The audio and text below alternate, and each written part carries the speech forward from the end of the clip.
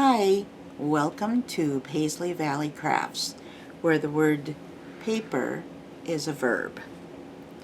So I came across an idea that I thought would be good for the beginner junk journalers who like what they see that everybody else is making, but they're thinking, how do I start?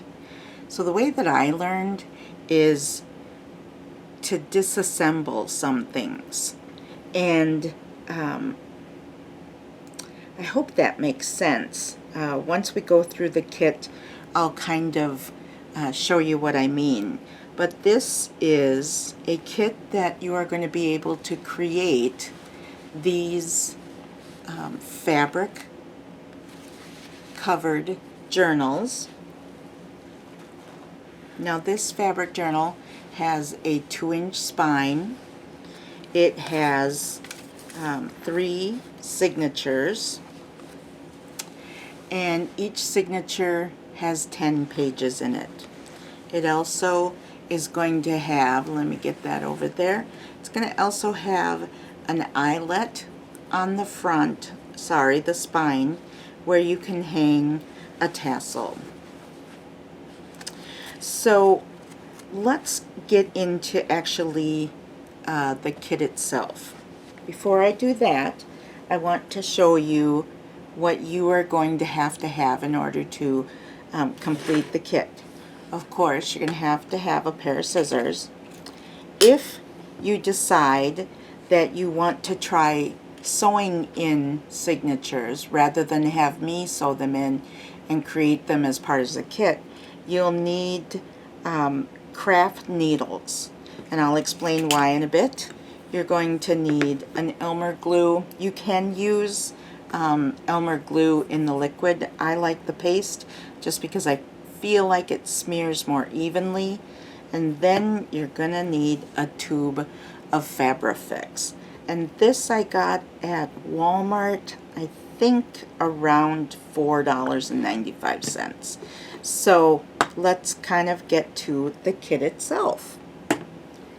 All right, so when you receive your kit, it's going to look like this. And what it is it's actually, let me just get going here. What it is it's going to have the outside shell of the journal itself, and I am using cracker boxes, and you can use other things that you find stiffer, or you can use the box that I include. I do reinforce the spine to make sure that that does not come apart. That's going to be included. I'm also going to include the spine, what's going to hold your signatures in place. This, I'm going to show you, is a spine that already has signatures sewn in. And if you want to receive the kit with the signatures sewn in, let me know that, and I'd be happy to include those. Otherwise, if you want to take a stab at sewing them in, I will have a separate video on how to go about making the spine, and I do also have another video that is solely geared towards showing you how to sew signatures in. So let's keep going. At this time, we're not going to need this, and that would not be included in a kit that has signatures sewed in. So the first thing that I want to show you, before we get to that, let me go through the signatures that I've got. What they are is they're going to be 10 pages each, and the pages are going to include, let me just move that over. They're going to include scrapbooking paper, coffee dyed paper, going to include sheet music, and those are aged sheet music. I bought those at an estate sale. They are going to include dictionary pages, which I believe part of this was the back where it was going into a thesaurus. It's going to include map pages, some more copy dyed paper, and again, each signature is going to have 10 pages. So I'll just go ahead and I'll put that back together like so. So while I'm doing that, I am going to go ahead and start through the kit. I'm going to plug in my hot glue gun. That was one thing that I did not mention that you needed to get was a glue gun. The reason I use hot glue guns is it really creates a solid adhesive to put your spine together with your shell, and that's to ensure that your spine is not, that your spine is not going to pull away from the shell. So we're going to start going through and making the kit. I just want to make sure that I have enough hot glue. So the first thing that we can say that we need to do is we need to put the inside page onto the inside of the shell. And I'm just going to, and I do my glue in sections. It just seems to me like I get a little bit more time if I do less paper. And then I'm just going to pop it in. There we go. Make sure that that's adhered nicely. I do have a brayer, but of course I don't have it near me right now. So we're just gonna keep putting this in. Now the kit I did right before this, I kind of did not get enough glue right under that, and I saw a little bit of buckling, so I don't want that to happen. I'm just going to keep going over. There we go. And then I'm going to do the third part of the gluing and just pull up the paste. Junk journaling can be expensive if you go out and purchase lots of supplies. Some people buy brand new. I buy from the thrift stores, and so that's why I'm starting to create kits, because I have a fairly large amount of goods, and I want to, my heart has always been, I like to create art, but I also like to help others create that art. And I know my journey on learning how to junk journal, some of the things that I learned upon the way, I wish somebody would have been able to say, hey, this is what you're going to do first, or this is what you're going to do second. Might have helped, you know, fasten up my knowledge a little bit quicker. But anyway, that's my goal, is to kind of help the novice get the beginning steps down. Or, you know, some people just are not cut out to sew, and they know that, and they're like, well, I want to do a spine in junk journal, but I'm not a good sewer. So that's why I'm going to be offering kits that will have those offered.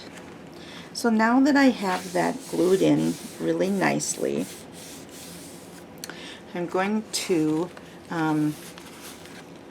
start to look and make sure that my spine is all ready, and I'm noticing that it's just a little long for my kit. It sits a little bit above, and I think that's probably okay because my fabric, but I may just, no, it's going to be okay because my fabric is going to cover that aspect of it.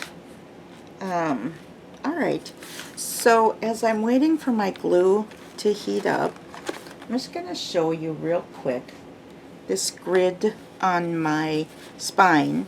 So my spine, I actually created these from gift boxes, and they came 3, 4 in a package. I cut out 4-inch strips, and then I folded it over, used super glue to make sure that they stay together. And then what I did is I took this piece right here and I created a grid. And the reason I do that is because for a 2-inch spine, you're going to need 3 holes at the top, 3 holes in the middle, 3 holes at the bottom. And I took it and I put it in the middle of 2 inches on my healing mat here, and I drew a line here, here, here, and then I drew a line 1 inch down, 1 1/4 inches, and I came down to the bottom and I went up by 1 inch and drew my lines. Then I put my grid on there, put where I needed to put my holes on the grid, and I used my big bite, and it punches holes in there, and my big bite is across the room, so I'm not able to show you that. On the other side, I wanted to make sure that this had an antique color to it rather than the stark raving white. And so again, I'm going to supply these if you want to sew your own signatures in, and I will most likely antique these, but they are a distress ink, just using a wood inker there, and just antiqued until it looked nice. And as I can smell, my hot glue gun is pretty set to go. So then what I want to do is, this is going to be the top, and I'm going to put it in like so. I'm going to take my glue gun and I'm going to put enough glue to ensure that this does not go anywhere. I never want my junk journals to come apart, so I very often will even use a little excess glue. Alright, lay it down square. Whoops.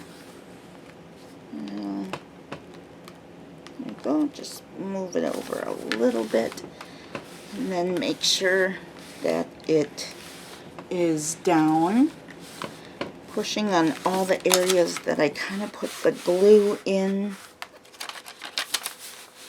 Because what I don't want to occur is I don't want to have junk journals that I've ephemerized many pages only to have my binder come apart.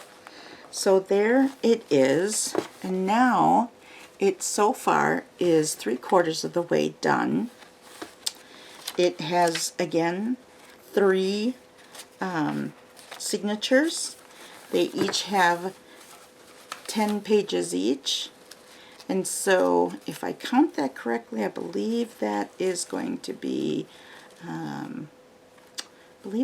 front to back 120 pages. 30, 60, 90, sorry, 4, Yeah, 4, 8, 120 pages, front to back.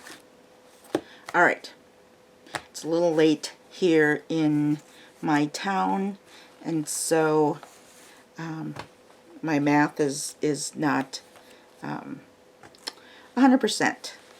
So what I'm going to do now is I'm going to go ahead and I'm going to add this cover. Came from a quilt, and it has a gorgeous design, floral design, and you won't see the back of it, but it has a nice, I sewed the zigzag stitching across and up the sides. Then I added, and let me see if I can just get this close, I added a place where a tag where you can add a dangle or a tassel. So I'm just going to lay this flat, and I'm going to start the gluing. Let me just see how I want to start it. Alright, so I'm going to take my Fabrifix, gosh, I can't talk. Alright, so I'm going to start gluing my cover onto, and you can be generous with the Fabriflex because again I don't want it to pull away from the cover.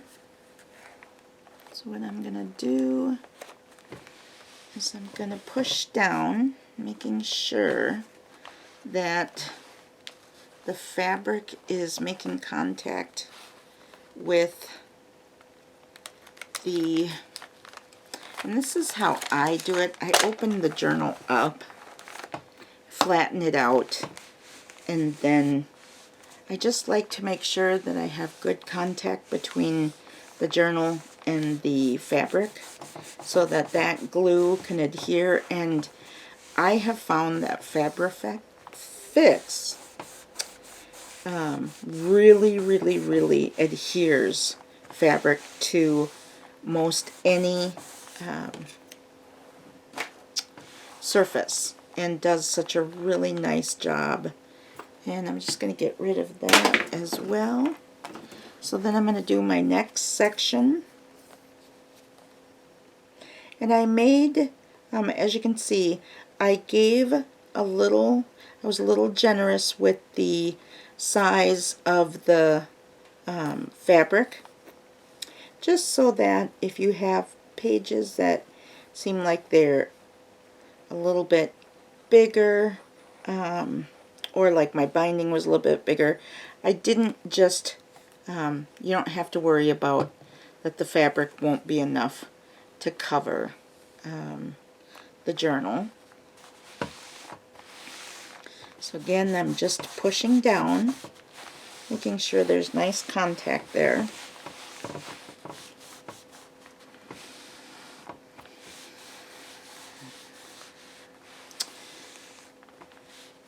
I have a couple of twin grandgirls. Their names are Paisley. They are 3 years old. And my first granddaughter's name is Paisley. And based on my shop, I think you can probably guess my second grandchild, who is 3 also. She came out about 3-4 minutes after the first one came out. Her name is Valerie, but we call her Valley, and so that is where I got my the name of my Etsy store, Paisley Valley Crafts. Like, oh, I just want to make sure everything's making nice contact there. Alright. So by creating these kits, I'm hoping to give the user hands-on experience doing some of the work that I'm doing now, but take away some of the what I would consider the mundane. Mundane things you'll want to learn eventually, or like I said, if you're not a sewer, totally get it. That's why I created the kits. But you can then get past sometimes things that can stop you from going forward, and you can really focus on the fun part of some people like me like this aspect where I get to create these wonderful covers and signatures, and as such other people really enjoy the ephemera aspect, but they get stuck on, I can't sew a signature in.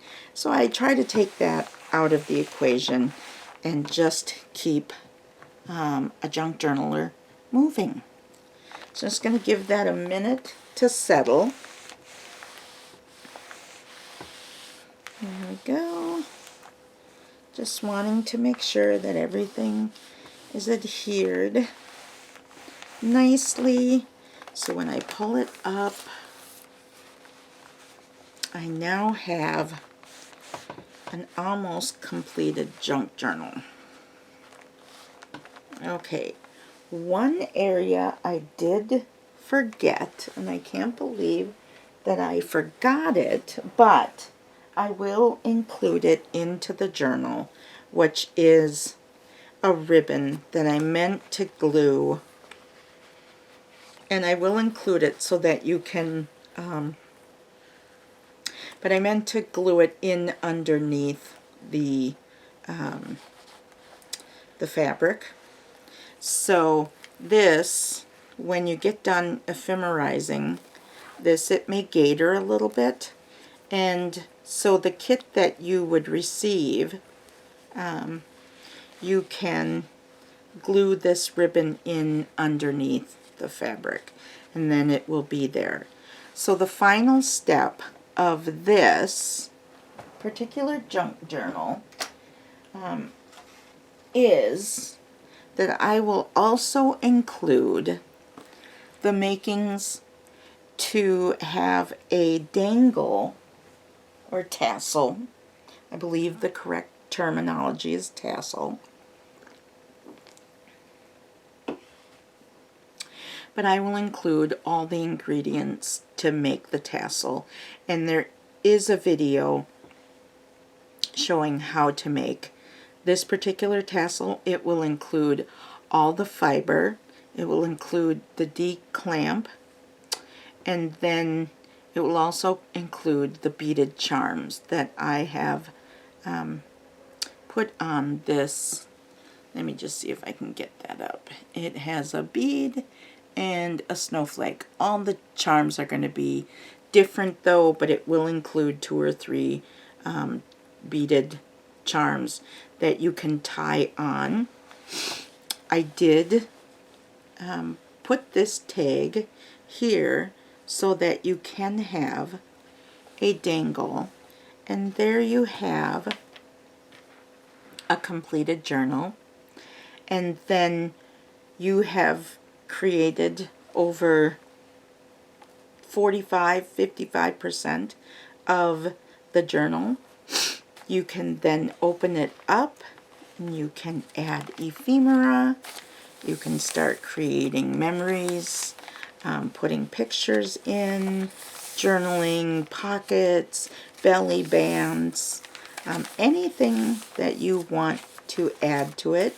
It has a nice inside page. There is a fabric overhang on all 4 sides. Gives it a little bit of a junk journal-y feel to it. It's got the nice smooth inside, the spine that's reinforced. In this journal, you can use it yourself. You can create it for a gift for somebody. I believe Mother's Day is coming up, somebody's birthday is coming up, anything that you want to use a junk journal for, this would be a must. So I'm going to finish off by simply saying continue to watch my videos. I'll have more kits available very soon,